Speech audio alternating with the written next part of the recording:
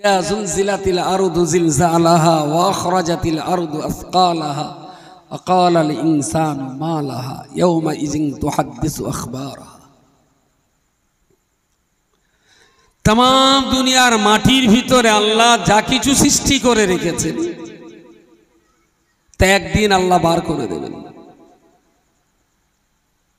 আবার পানির নিচে এত অসাধারণ অসম্ভব রকমের প্রাণী আর মূল্যবান পদার্থ আল্লাহ সৃষ্টি করে রেখেছেন যা আমাদের চোখে দেখা হয় না, আমরা দেখতে পারি না, ডুবুরি হয়ে সেখানে যেতেও পারি না, আমাদের দেখাও হয় না।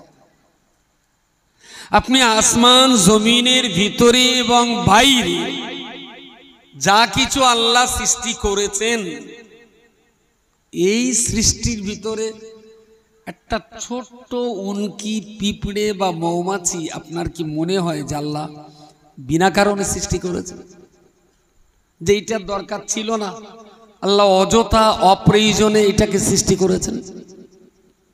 আল্লাহ সৃষ্টি জগতে এমন একটাও নেই।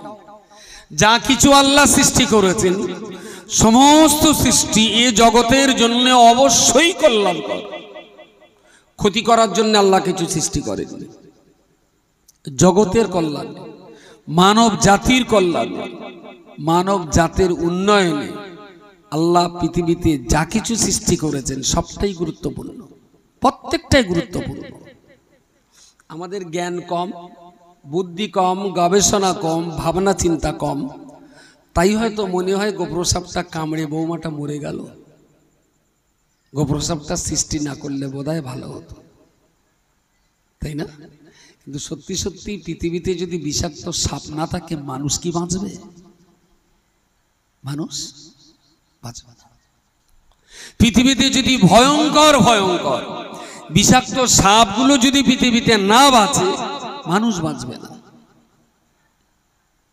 বাঘে মানুষ ধরে খায়, তো মনে হতেই পারে জঙ্গলে যদি আল্লাহ বাঘ সৃষ্টি না করতেন তাহলে বোধহয় আমার চাচাটা বাঘের পেটে যেত না। কিন্তু বাঘে খায় একটা মানুষ, কিন্তু বাঘে উপকার করে লক্ষ লক্ষ মানুষের, সেটা আমরা কখনো বোঝার চেষ্টা করি।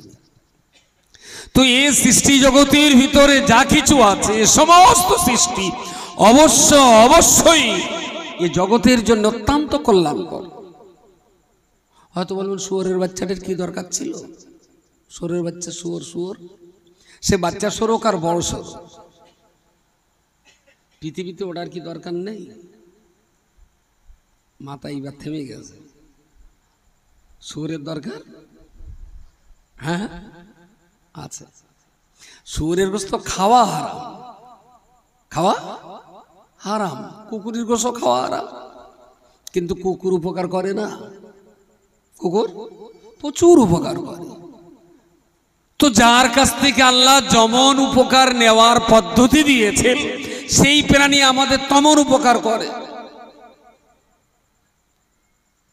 কেঁচো কি খাওয়া যায়? কেঁচো খাওয়া যায়, কেঁচো খাওয়া, কিন্তু চাষিবাসী মানুষের জন্য কেঁচো একটা উপকারী, খুব উপকারী প্রাণী, খুব উপকারী প্রাণী।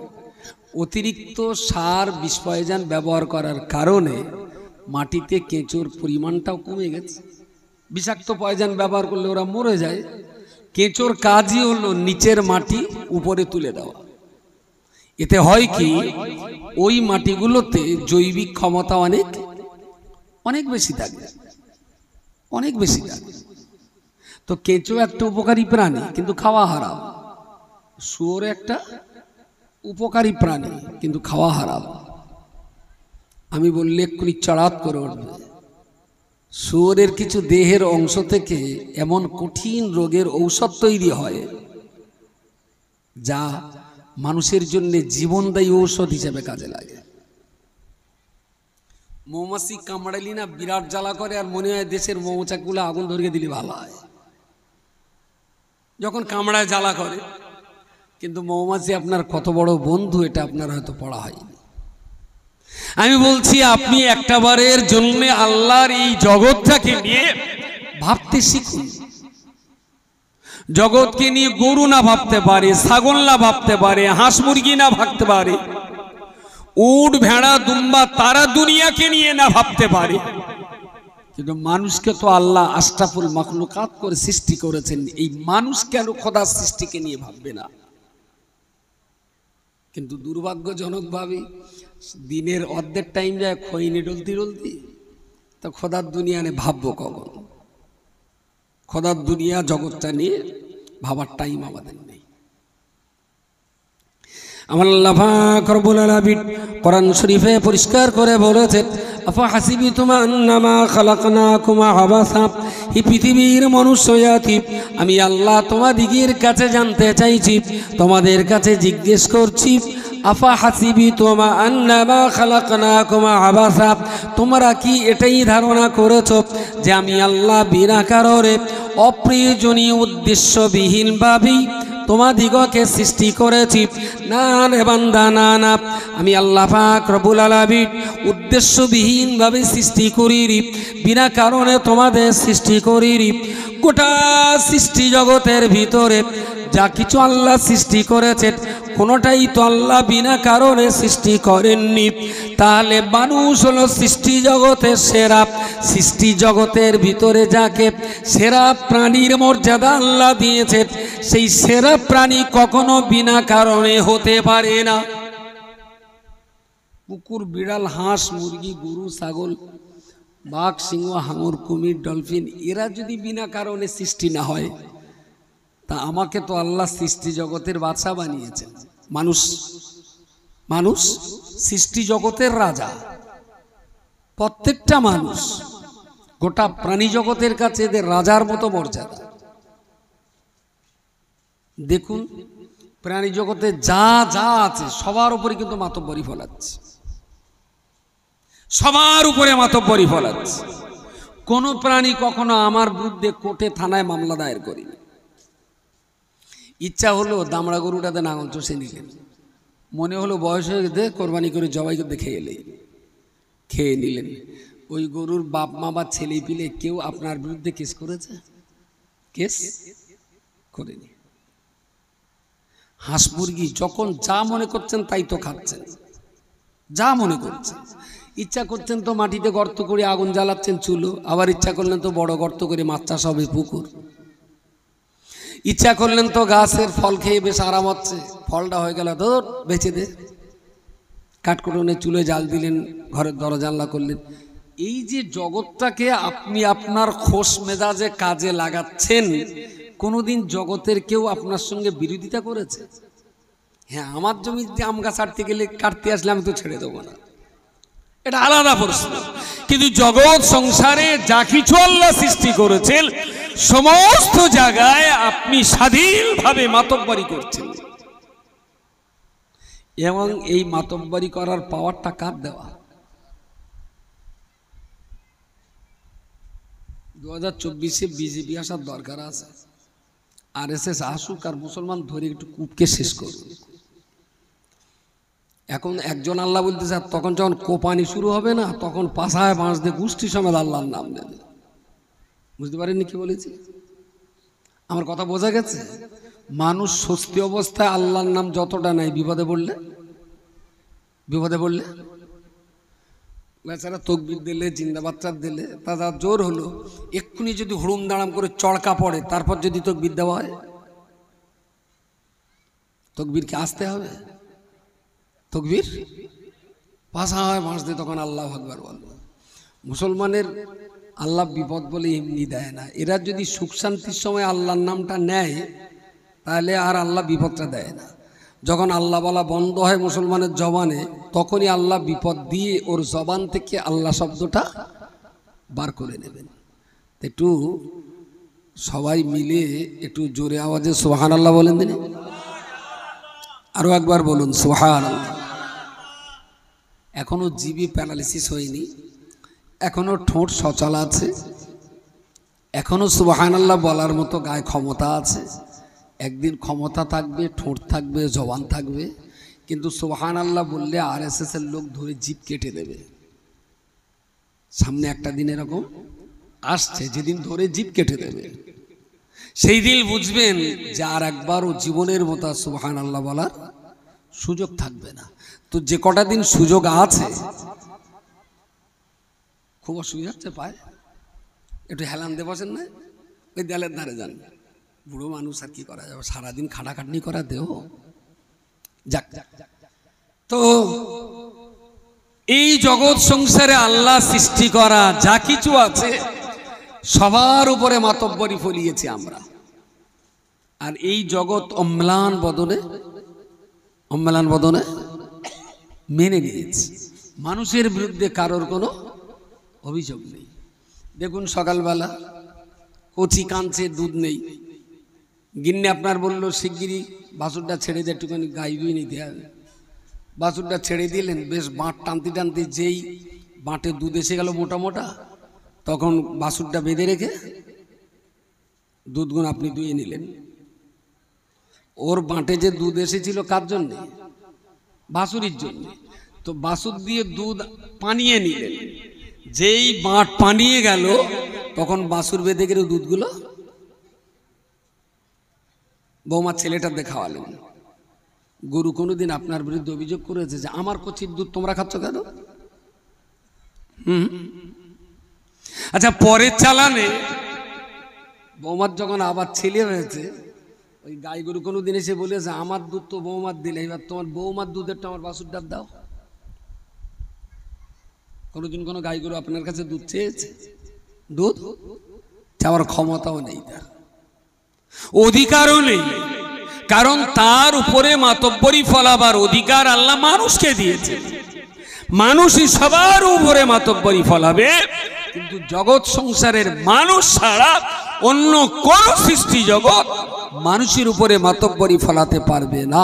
জোরে সোরে বলুন সুবহানাল্লাহ, সুবহানাল্লাহ। এই জিনিসটা নরেন্দ্র মোদী না বুঝতে পারে, মমতা ব্যানার্জি না বুঝতে পারে, রাহুল গান্ধী না বুঝতে পারে, দিলীপ ঘোষ না বুঝতে পারে, এটা তো মুসলমানদের বোঝা উচিত। মুসলমানদের বোঝা তো উচিত। আরে ওদের হাতে কোরআন নেই, না আছে কোরআন, না আছে হাদিস, পড়াশুনো নেই, তাহলে এসব জ্ঞান তারা পাবে কোথা থেকে?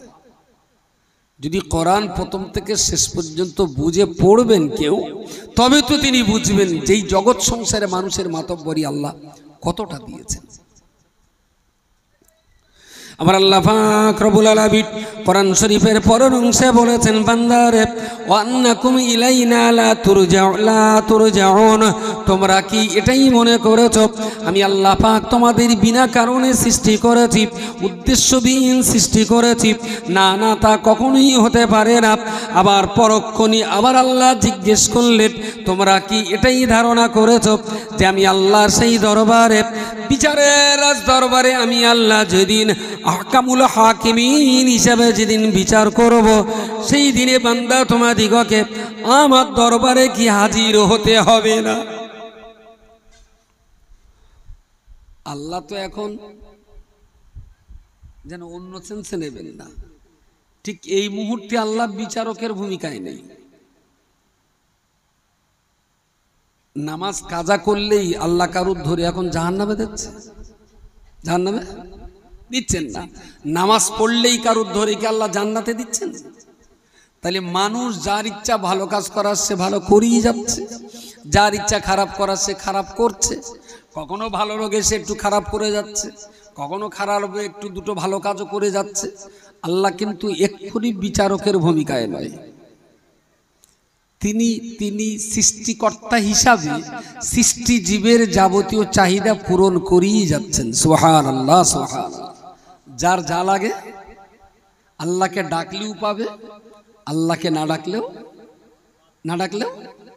যদি আল্লাহকে না ডাকলে যদি রুজি বন্ধ হওয়ার কথা, তাহলে ভারতবর্ষে সবার আগে তো নরেন্দ্র মোদীর ভাত বন্ধ হওয়ার কথা, কিন্তু বন্ধ হচ্ছে বলে মনে হয়? যারা বাবরি মসজিদ ভাঙলো তাদের কোনো রুটি রুজি বন্ধ হয়েছে বলে মনে হয়? আরও তুলনামূলক আপনার চাইতে তারা বড় লোক, আপনার চেয়েও তারা বড় লোক। তো আল্লাহ কিন্তু এখন বিচার করছেন। তিনি গোটা সৃষ্টি জগতের মালিক মহাজন হিসাবে যার যা প্রয়োজন তিনি সবার চাহিদা বেহিসাব তিনি মিটিয়ে যাচ্ছেন। সুবহানাল্লাহ, সুবহানাল্লাহ। যে আল্লাহকে ডাকবে সেও খাবার পাবে, যে আল্লাহকে ডাকবে না সেও খাবার পাবে। এই ধরুন 15-20 দিন আগে যেদিন থেকে পানি শুরু হলো তার আগের দিন পর্যন্ত কি অসহনীয় গরম, অসহ্য গরম। তো আমরা তো আল্লাহর কাছে পানি চেয়েছি, তাই না? কোনো হিন্দু কি আল্লাহর কাছে চেয়েছে পানি, যে আল্লাহ একটু পানি দাও? খ্রিস্টান কি চেয়েছে, যে আল্লাহ একটু পানি দাও? তো আল্লাহর রহমতের এই বৃষ্টি হিন্দু, খ্রিস্টান, বৌদ্ধ, ইহুদি তাদের বাড়িতে পানি বৃষ্টি আমার বাড়িতে যেমন হয়েছে তাদের বাড়িতে সমান হয়েছে। আল্লাহ এখন বিচারকের ভূমিকায় নয়, সবার চাহিদা আল্লাহ মিটিয়ে যাচ্ছেন। যার যা দরকার আল্লাহ দিয়ে যাচ্ছেন, দিয়ে যাচ্ছেন, দিয়ে যাচ্ছেন।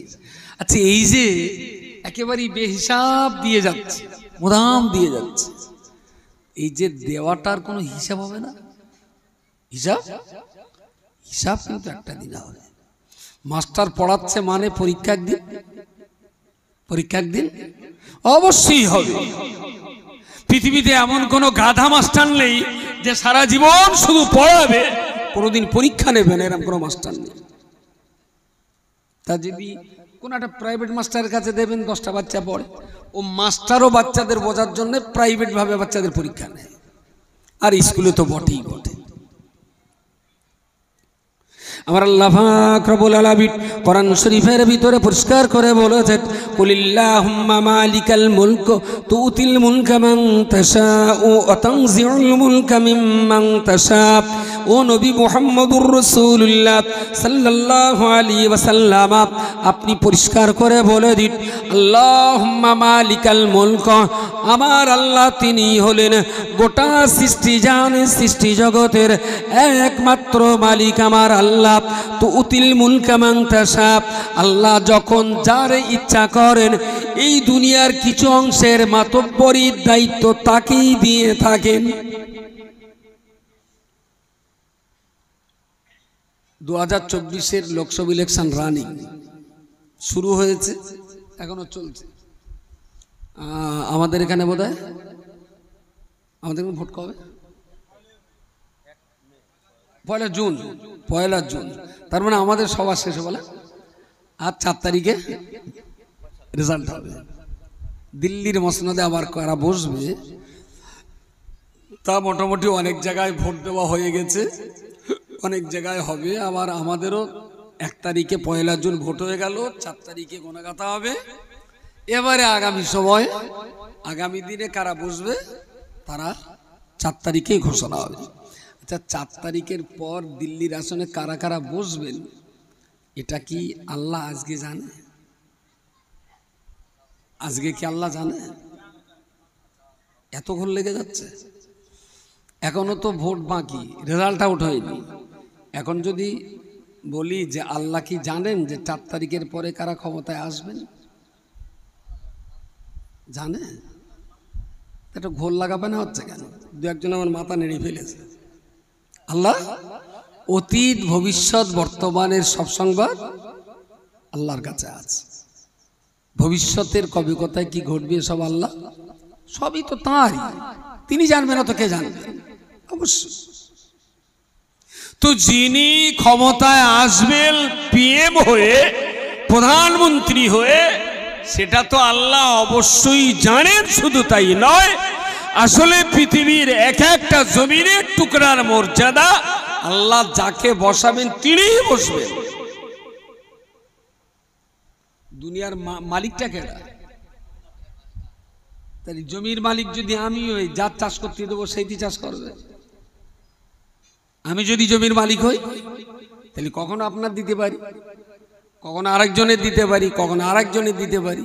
তো দুনিয়ার মালিক আল্লাহ। সামনে 5 বছর আবার কারে চাষ করতে দেবেন, পরিচালনার দায়িত্ব দেবেন, সেটা আল্লাহ ঠিক করে দেবেন। আমরা যেটা বলি ইভিএম টিভিএম চুরি করে এনেছে, চুরি হতেই পারে, 2 নম্বরই হতে পারে, আমি অস্বীকার করব না। তবে দিনের শেষে যেটা বিশ্বাস করা, তো উতিল মুলকা মান তাশা, আল্লাহ যাকে ইচ্ছা তাকেই রাজত্ব দান করেন। বলুন সুবহানাল্লাহ। প্রশ্ন আসতেই পারে যে যারা মসজিদ ভাঙলো, যে মসজিদে আল্লাহকে ডাকা হয়, সেই মসজিদ যারা ভাঙলো আল্লাহ আবার তাদেরই ক্ষমতা দিচ্ছে। এটা ভিতরে খানিকটা যেন তোলপাড় হয়, যে যারা আল্লাহর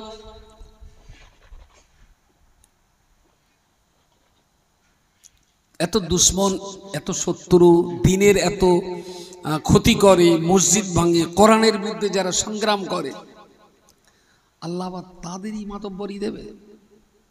হ্যাঁ দেবে। কেন দেবে? আসলে মাতব্বরিটা ছিল আপনার জন্য, কিন্তু আপনি ব্যর্থ বলেই আল্লাহ তাদেরকে দিয়ে আপনার একটু টাইট দিয়ে দেবে, তাদেরকে দিয়ে। ওটা বেদিনদের কৃতিত্ব নয়, মুসলমানদের ব্যর্থতা।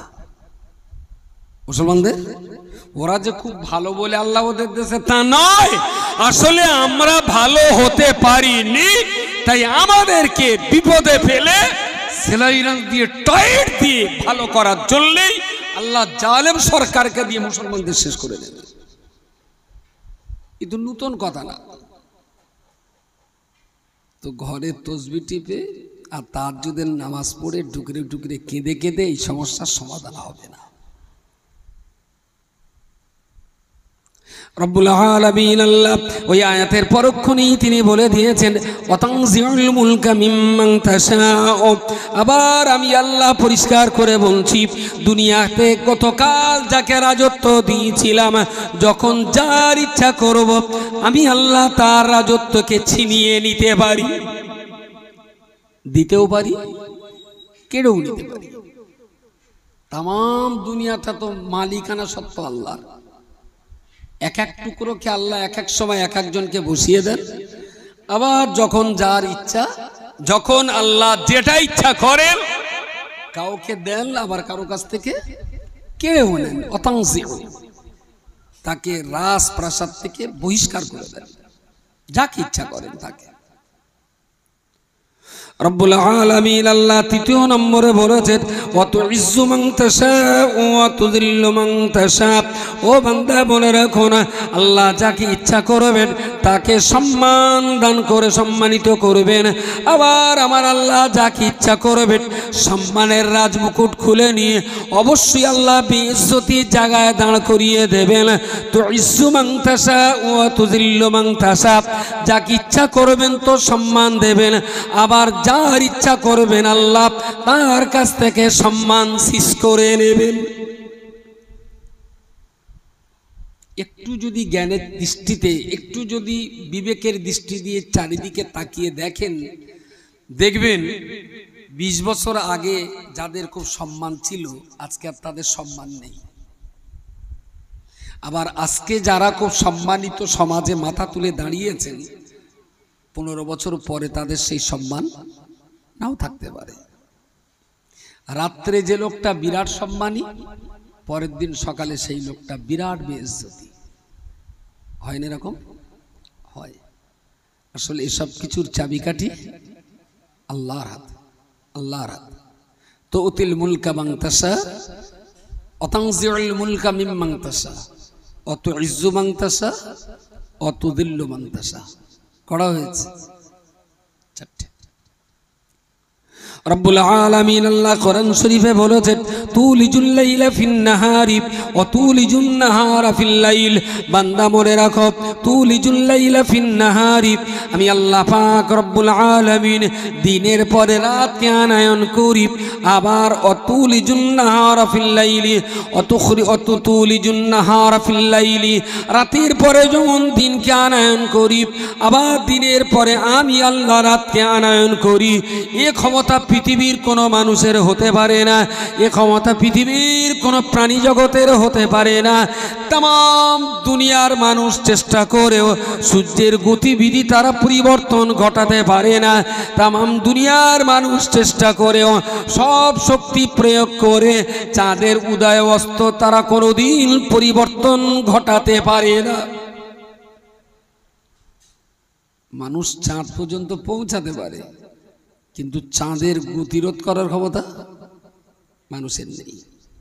সূর্য পর্যন্ত পৌঁছানো মানুষ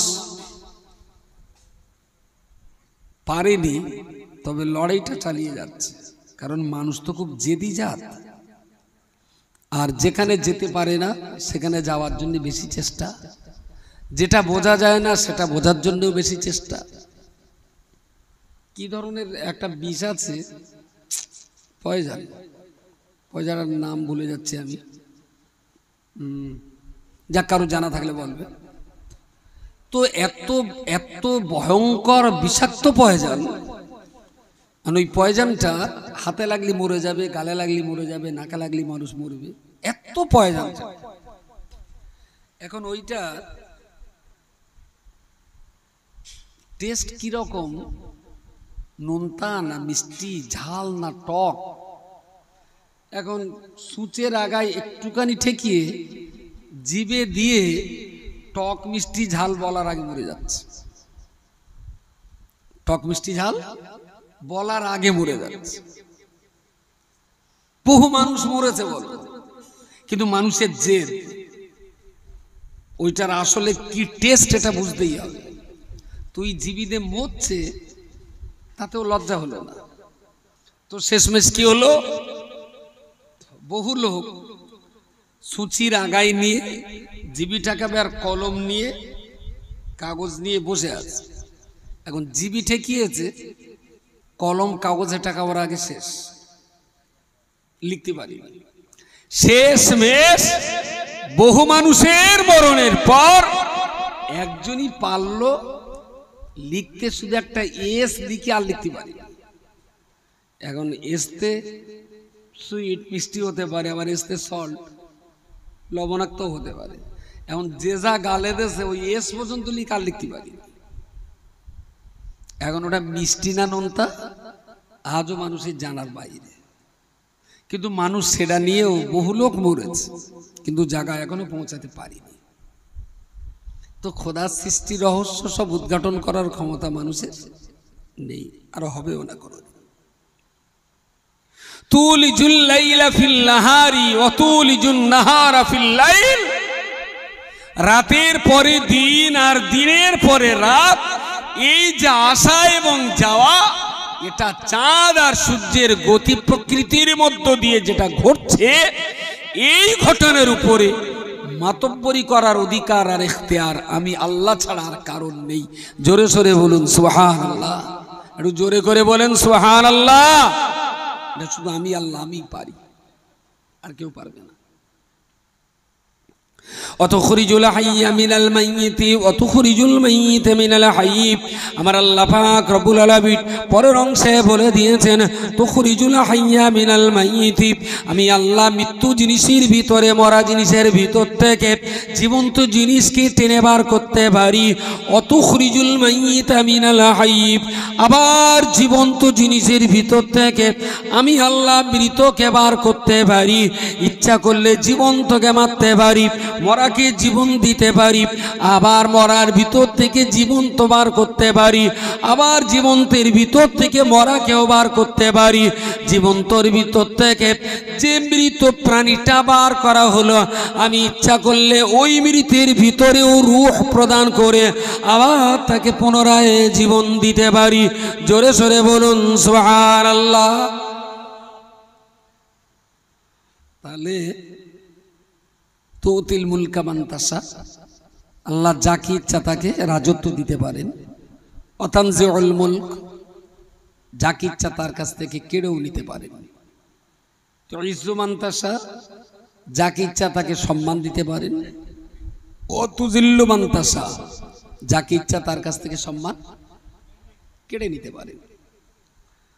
রাতের পরে দিন, দিনের পরে রাত, মরার ভিতর থেকে জীবন্ত, জীবন্তর ভিতর থেকে মরা, এই আটটার ক্ষমতা পৃথিবীতে যত শক্তি আছে, সব শক্তি যদি এক জায়গায় করে ব্যয় করা হয়, তবু এই 8টা ক্ষমতার উপরে কেউ কি কোনো মাতব্বরি ফলাতে পারবে? পারবে? ভারতবর্ষে নয়, সারা দুনিয়াতে যতগুলো ট্রেন চলছে, যতগুলো প্লেন চলছে, যতগুলো সাবমেরিন চলছে, যতগুলো স্টিমার জাহাজ চলছে, যত বাস ট্যাক্সি মোটরসাইকেল চলছে, প্রত্যেকের তো একটা শক্তি লাগে নাকি?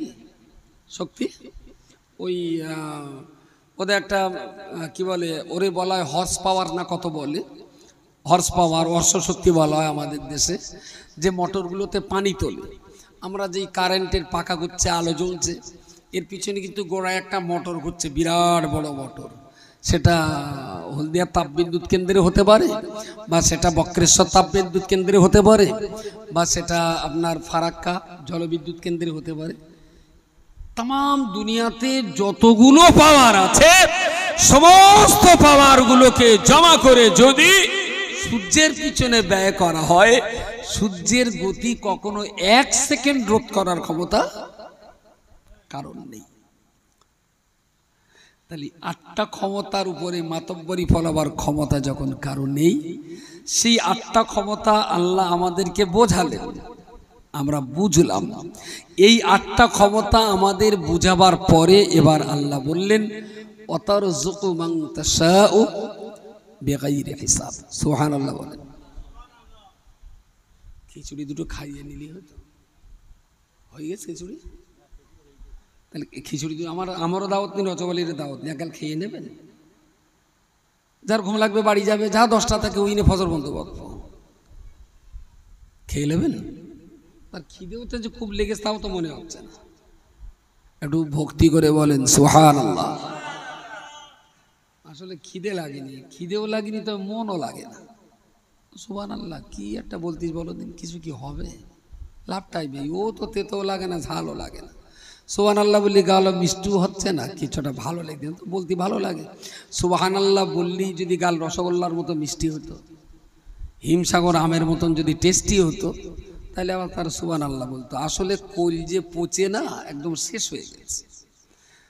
এই মজাগুলো, আমের মজা, রসগোল্লার মজা তো জিভে বোঝে, আর সুবহানাল্লাহর মজা তো কলবে বোঝে। বুঝতে পারেননি? কলব পচে টেস্ট বোঝার মতো আর কলবের ক্ষমতা নেই। সেই জন্য সুবহানাল্লাহ ভালো লাগে না। আর যাদের কলব ঠিক আছে, সুবহানাল্লাহ বললে একেবারেই গাছপাকা হিমসাগর বা ন্যাংড়া আম গালে দিলে যত টেস্টি, ইমানদারের কলবের ভিতরে সুবহানাল্লাহ টেস্ট তার চাইতে অনেক গুরুত্বপূর্ণ, অনেক গুরুত্বপূর্ণ। কিন্তু আসলে তো কলব তো মরে পচে ডাল উঠে গেছে। ওই ডালটা কলবের পক্ষে সুবহানাল্লাহ টেস্ট বোঝা কখনো সম্ভব নয়। সেই জন্য মজা লাগুক আর না লাগুক, অন্তত ওই দলে যেন কেউ ঢুকিয়ে না দেয়, এই চালাকিটা করে একটু সুবহানাল্লাহ জোরে বলেন সুবহানাল্লাহ। একটুখানি জোর হয়েছে, নাহলে আবার ওই দলে যেতে হবে যে কলজে বুঝে গেছে। এই 8টা ক্ষমতার কথা বলার পর আল্লাহ শেষ কথাটা বললেন, ওয়াতারযুকু মান তাশাউ বিগাইরি হিসাব। ওগো বান্দা, তুমি মনে রাখো, আমি আল্লাহ যদি রাজ্য দিতে পারি, আমি আল্লাহ যদি রাজ্য কাটতে পারি, আমি আল্লাহ যদি ইজ্জত দিতে পারি, আমি আল্লাহ যদি ইজ্জত কাটতে পারি, আমি আল্লাহ যদি রাতের পরে দিন আনতে পারি, আমি আল্লাহ যদি দিনের পরে রাত আনতে পারি, আমি আল্লাহ যদি মরাকে জ্যান্ত করতে পারি, আমি আল্লাহ যদি জীবন্তকে মারতে পারি, এতগুলো কঠিন ক্ষমতা তাম দুনিয়ার কোনো মানুষ দেখাতে না পারলেও এ কাজগুলো অতি অনায়াসে, অতি সহজে আমি আল্লাহ যখন যেটা মনে করি সেটা তো আমি আল্লাহ করতে পারি। এতগুলো ক্ষমতা যদি আমার থেকে থাকে বান্দা, তাহলে তোমাদের জন্য বলছি, ওয়াতারযুকু মান তাশাউ বিগাইরি হিসাব। যে আল্লাহর এতগুলো ক্ষমতা রয়েছে, সেই আল্লাহ অনেক সহজে, অনেক সহজে আমি আল্লাহ তোমাদের দুবেলা দুমুঠো ডাল লুটিয়ে আর রুজি জোগাবার ক্ষমতা রাখি। জোরে সরে বলুন সুবহানাল্লাহ। সব ক্ষমতা যদি আমার থাকে, তা এক কোকড়া ডাল আর দুটো রুটি দেওয়ার ক্ষমতাও আমি আল্লাহ আমার আছে। এত বিরাট বিরাট কিছু যদি করতে পারি, সূর্য টেনে যদি আমি পশ্চিমে নিয়ে যেতে পারি, তো তোমার গালে একটু ডাল আর রুটি দেওয়ার ক্ষমতাও আমার আছে। ওয়াতারযুকু মান তাশাউ বিগাইরি হিসাব। আল্লাহ বলেছেন বিনা হিসাবে, কোনো হিসেব ছাড়াই আমার সৃষ্টি জগৎকে আমি আল্লাহ রুজি দান করে থাকি। বলুন সুবহানাল্লাহ। একদম বিনা হিসাবে রুজি দেন আল্লাহ। আসলে এই বিনা হিসাব শব্দটা নিয়ে আমার একটু প্রশ্ন ছিল যে আল্লাহ তো খুব হিসাবি, কোরআনও তো খুব হিসাবের কোরআন। চন্দ্র আর সূর্য যে গতিতে আর যেভাবে ঘুরছে, যদি ওটা খুব হিসাব করে ওর গতি বেঁধে দেওয়া হয়েছে, হিসাব করে গতি বেঁধে দেওয়া হয়েছে। একটা চাকা কতবার ঘুরলে 1 কিলোমিটার গাড়ি যাবে, এটা যে ইঞ্জিনিয়ার টেকনিশিয়ান গাড়ি তৈরি করেছেন তারা কিন্তু খুব হিসাব করেই বেঁধে দিয়েছে। এরা যে মোবাইলগুলো চালাচ্ছে, আর আপনার হাতেও যে মোবাইল আছে, ওরও কিন্তু একটা হিসেব আছে যে চার্জ যা আছে আর কতক্ষণ চলবে। ডেটা সিস্টেমে চলে যাবেন যে নেট আর কতক্ষণ চালাতে পারবেন বা কি পরিমাণ ডেটা বাকি আছে। বিনা হিসাবে কিছু আছে পৃথিবীতে? বিনা হিসাবে সবই কিন্তু হিসাবে চলছে। এরা এই প্যান্ডেলটা ছোট করবে কেন, বিরাট বড় করবে, কিন্তু হিসাব করে নিয়েছে রোগ 60 থেকে 70টা হতে পারে, তো ওটা প্যান্ডেল করা অকারণ পয়সা খরচা না করে। ইচ্ছা করলে খিচুড়ি 4 হাঁড়ি কেন 10 হাঁড়ি করতে পারতো, কিন্তু হিসাব করে নিয়েছে লোক এতটা হতে পারে, মায়ের এতটা হতে পারে, মোটামুটি 4 হাঁড়ি হয়ে যাবে। তাহলে পৃথিবী কিন্তু পৃথিবীতে হিসাবের বাইরে, হিসাবের বাইরে কিচ্ছু নেই। তা সব যদি হিসাবের উপর দিয়েই চলে, তাহলে আল্লাহ বান্দার রুজিটা হিসেব ছাড়াই দেবে। বেগাইরি হিসাব শব্দটা এটাই এসছে কোরআন শরীফে, বেগাইরি হিসাব। ওয়াতারযুকু মান তাশাউ বেগাইরি হিসাব। আমি আল্লাহ আমার সৃষ্টি জগৎকে আমি বিনা হিসাবে রুজি দেই। আসলে আমার যেটা মনে হয়েছে, বান্দা যখন কিছু দেয় তখন চিন্তা করে দেয় যে দিলাম কতটা, থাকলো কতটা। তাবারুক বিতরণ হবে, সবাই খাচ্ছে, হঠাৎ করে যিনি এর প্রধান দায়িত্বে তিনি এসে বলে, এই তাবারুক একটু চেপিয়ে দে। মেয়েরা বলো অনেক রয়েছে বলো, তো বলে আরেকবার ঘুরে আসে, বলা জাতীয় মানে তুই উঠ খেলে চলতো, তার মানে মেয়েদের আবার কুলোবে না। তার মানে দিচ্ছি কতটা, থাকছে কতটা, এই হিসাব কিন্তু আমাদের প্রতি পদে পদে। আল্লাহর ক্ষেত্রে এই হিসাবটার কোনো প্রয়োজন, কোনো প্রয়োজন? কতটা দিলাম আর কতটা থাকলো এই হিসেব করার এই জন্যই প্রয়োজন নেই। আসলে আমাদের এই রাত্রি যদি খিচুড়ি ফুরিয়ে যায়, তাহলে চাল ডাল আলু মাল মশলা থাকলে আবার 1 ঘন্টা লাগবে। আর আল্লাহ যদি বলেন কোন, তাহলে আবার এখানে খিচুড়ি মুহূর্তের ভিতর হয়ে যাবে। এই জন্যে আমাদের ক্ষেত্রে দিলাম কতটা আর থাকলো কতটা এই হিসাব করতে হয়। আল্লাহর ক্ষেত্রে এই হিসাব করার কোনো প্রয়োজন নেই। কারণ ফুরিয়ে যাওয়া বলে যে কথাটা, আল্লাহর রহমতের দুয়ারে ফুরিয়ে যাওয়া, শেষ হয়ে যাওয়ার কোনো প্রশ্নই নেই।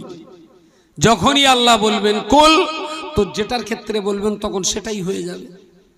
এই জন্যে আল্লাহ বলেছেন আতারযুকু মান তাশাউ বিগাইরি হিসাব। আমার বান্দাকে আমি আল্লাহ বিনা হিসাবে রুজি দিয়ে থাকি। আরো একবার বলুন সুবহানাল্লাহ। কি রে মনে কি কিছু বলবা? তো আল্লাহর দেওয়া এই রুজি আমরা যেটা করছি, ইটভাটায় যাচ্ছি, জল করে যাচ্ছি, রিক্সা নিয়ে হাটে ঘুরছি, রাস্তায় ঘুরছি, এগুলো বলা যেতে পারে আপনি সন্ধান করছেন। বাকি রুজি দেওয়ার মালিকটা আল্লাহ। আপনার দায়িত্ব, আপনার দায়িত্ব খোঁজা,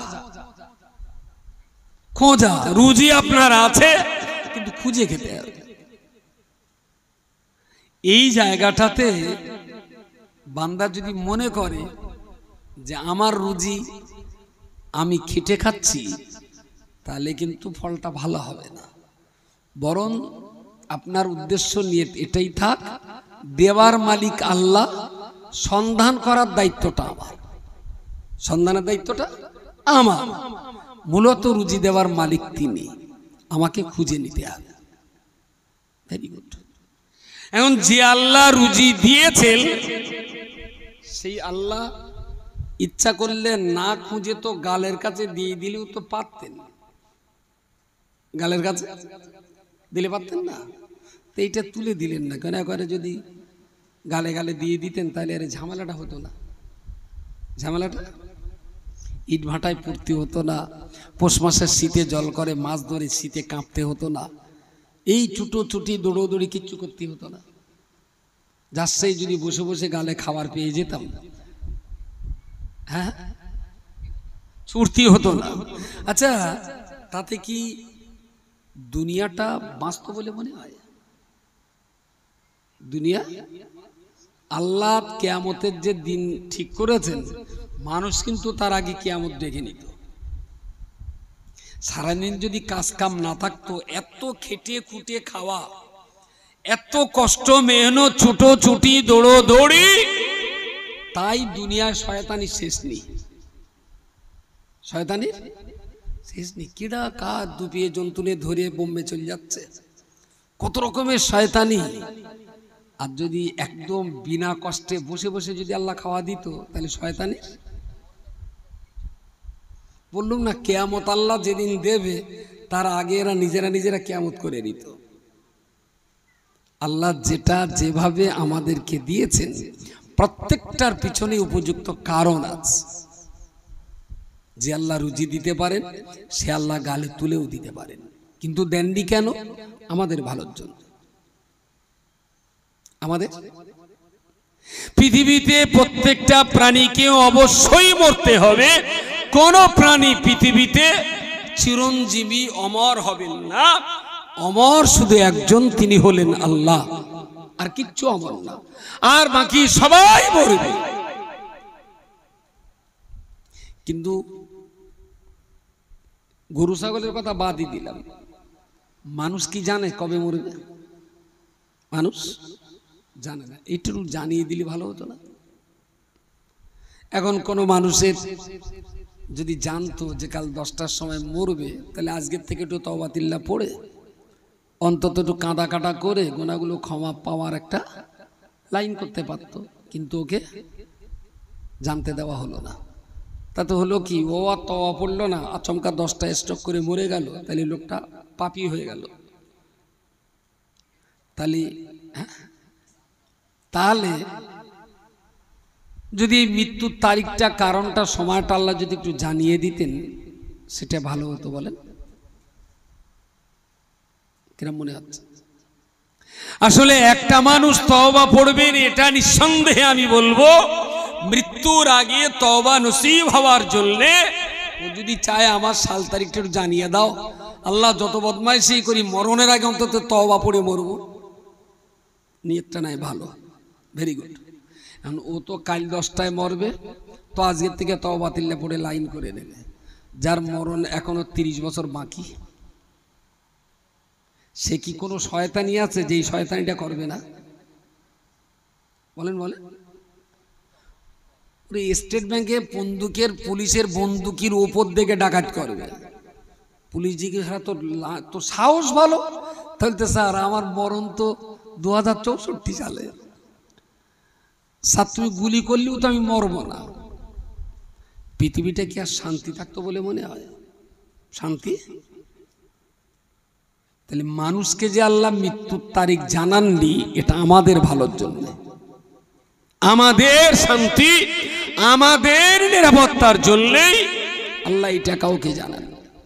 বাকি যেগুলো জানলে আমাদের ভালো হবে সেগুলো আল্লাহ জানিয়ে দিয়েছে, যেগুলো জানলে আমাদের ক্ষতি হবে সেগুলো আল্লাহ আমাদেরকে জানাননি। আল্লাহ চান না যে আমার বান্দার কখনো ক্ষতি হোক। শেষ কথা, 11:25। আর ফোন করে, ও বিরাট বদ, একটু ফোন না করলে আসবে না, একটু ফোন করে। আমার সঙ্গে ফোনে কথা হয়েছে, বলে আপনি যান, আমি যাচ্ছি। ও দুনিয়া সবচেয়ে বেশি হিংসা করে আমার সঙ্গে। ও এসে যাবে ইনশাল্লাহ, 5-7 মিনিট ভিতরে এসে যাবে। শেষ কথা যেটা বলার সেটা হলো এই, যে আল্লাহকে একটু চিনতে শেখা, জানতে চেষ্টা করা বা বুঝবার চেষ্টা করাটা, এটা গরু ছাগল কুকুর বিড়াল হাঁস মুরগির ডিউটি না। মানুষে জন্ম নিয়েছি, খাস করে আল্লাহ মুসলমানের ঘরে পাঠিয়েছেন, এই দায়বদ্ধতাটা আমাদের আছে, একটু চেষ্টা করা আল্লাহকে বুঝবার জন্য। সেকেন্ড যে কথাটা, যখনই আপনি আল্লাহকে বুঝতে চাইবেন বা বুঝতে পারবেন, তখন কিন্তু দুনিয়াতে আপনার কষ্ট বলে আর কিছু থাকবে না। কারণ তখন আপনি আপনার দু চোখ দিয়ে জান্নাত ছাড়া আর কিছুই দেখতে পাবেন না। তো পৃথিবীর এই খাওয়া হলো কি না হলো, ঈদের জামা জুটলো কি না জুটলো, শীতের কম্বল না কেঁতা, এ নিয়ে বান্দার ব্রেনে আর কাজ করে না। বান্দা যখন আল্লাহকে চিনে যায়, বান্দার দু চোখ তখন পরকালমুখী হয়। বলুন সুবহানাল্লাহ। দুনিয়ার কোনো কিছু নিয়ে সে আর কোনো ধান্দায় থাকে না। আমি বলছি আপনি দুনিয়াদারি হন, কষ্ট করুন, মেহনত করুন, দু পয়সা রোজগার হোক, নিজে খান, গরিব মানুষকেও কিছু খাওয়ান, ছেলে পিলেদের জন্য ঘর বাড়ি বাঁধুন, কেউ খারাপ বলবে না। কিন্তু একেবারেই এই গ্রামটার নাম ঘুষুড়ি না? আচ্ছা, এই শাকচুরোর রাস্তার ওপাশে আর একটা ঘুষুড়ি আছে, আমাদের ওটা দিক লাগাবে না হয়। যাই হোক, তো এই মহল্লায় কারোর একটা মেয়ের সঙ্গে কথাবার্তা বলে আমার ছেলেটার বিয়ে দেবো।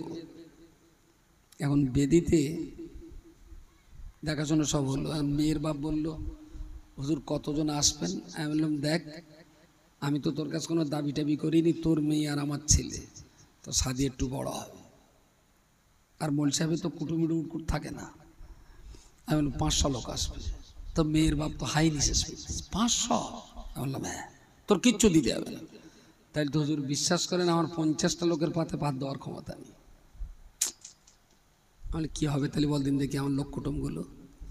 তা তুই এক কাজ কর, তুই প্যান্ডেল, খাওয়া দাওয়া অ্যারেঞ্জমেন্ট অন্তত কর, টাকা খরচা আমি দিয়ে দেবো। কত খরচ? তো রান্নি প্যান্ডেল হলো 5 লাখ টাকা। আমি ঠিক আছে, তোর 5 লাখ টাকা দিয়ে দেবো, তুই সুন্দর করে আয়োজন করবি যেন আমার লোক কুটুমগুলো বেইজ্জতি না হয়। সে বেচারা রাজস্বিক আয়োজন করেছে বিরাট কিছু। এখন আমরাও যথারীতি এসছি, খাওয়া দাওয়া খুব জোর হচ্ছে। মেয়ের বাপ এক টাইমে আমার জিজ্ঞেস করছে, ভাই হুজুর সালাম আলাইকুম। আলাইসালাম। কি হয়েছে বলো? তা হুজুর সে জামাইবাবুর দেখতিস না তো, তার 500 বরযাত্রী, তো সে জামাই খুঁজে পাচ্ছে না। আলে দেখো, তুমি এমনি কিছু রাগ টাগ করো না, আসলে আসার সময় না গাড়িতে লোকজন ধরছিল না। তা আমি ছেলেটার বললাম, দেখ তোর তো শহর বাড়ি, তুই রোজ রোজ যেতে পারবি, এই লোকগুলো তো পারবে না, তা তুই আজকে বাড়ি থাক, এরা সবাই যাক। ছেলে বাড়ি লেগে এসেছি, ও আবার আপনার জামাই যখন তখন পেটকে তখন আসবেন। মেয়ের বাপ কি খুব সহজে মেনে নেবে? সহজে কেন মানবে না? শাদি তো আমার খরচায়, আরে শাদি তো আমার টাকায়, আরে টাকা তো আমার। তাহলে আমার টাকার আমার খরচের শাদি হলেও সিস্টেম অনুযায়ী বর কিন্তু আশাই লাগবে, বর আশাই লাগবে। যদি জেদাজিদি করি তাহলে গ্রামের লোক হুজুর বলে 2-5 মিনিট সম্মান দেবে, তারপরে কিন্তু আর সম্মান বলবো বেঁধে রাখ, গাড়ি যাচ্ছে ছেলে তুলে আনি, বে দিতেই হবে। কারণ আমাদের সমাজে একটা প্রচলন আছে, মেয়ের গায়ে বের পানি আর হলুদ লাগালি ও মেয়ে রাখে, কি একটা বলে এরকম, যে বে দিতেই হবে, কোনো উপায় নেই। খরচা আমার 500 লোক আসার কথা, একটা লোক আসেনি, তার জন্য 5 লক্ষ টাকা ব্যয় করার পরেও আমার মানিজ্যত বাঁচবে না। কারণ এই 500 লোকের খাওয়া দাওয়া নির্ভর করছে তো ওই ছেলেটার মেয়েটার উপর, তাই না? মূল তো এরা, তো একটা লোকের অভাবে পুরো মজলিস বেকার হয়ে যেতে পারে। আসলে এত আয়োজন তো বিয়েটা তারই জন্যই তো এত আয়োজন, আর সে এলো না মানে সবটাই পণ্ড হয়ে যাবে। আমি শুধু হতাশ হচ্ছি এই জায়গাটায় হতাশ হচ্ছি যে আল্লাহ আমাদের সৃষ্টি করেছেন, যে আল্লাহ আমাদের ইজ্জত আর সম্মানিত করেছেন, যে আল্লাহ আমাদেরকে আশরাফুল মখলুকাত করেছেন, খাওয়া দাওয়া, ঘর বাড়ি, ব্যবসা বাণিজ্য, চাকরি বাকরি সব সমানভাবে হচ্ছে, শুধু যিনি সৃষ্টি করেছেন তাকেই চেনা হচ্ছে না। বুঝতে পারেননি? তার মানে বরবাদদের শাদী খাওয়া বানাই, এতে কি রেজাল্টটা কি খুব ভালো হবে বলে মনে হয়? ভালো হবে না। সুতরাং যার জন্যই আমাদের দুনিয়াতে আসা, যিনিই আমাদেরকে দুনিয়াতে পাঠিয়েছেন, দুনিয়ায় বাপকে চিনলাম, মাকে চিনলাম, চাচাকে চিনলাম, ভাইপো ভাইজিকে চিনলাম, কিন্তু যিনি পাঠিয়েছেন শুধু তাকেই চেনা হলো না। এর চাইতে বড় গাধা পৃথিবীতে আর কেউ হতে পারে? আর কেউ হবার নেই।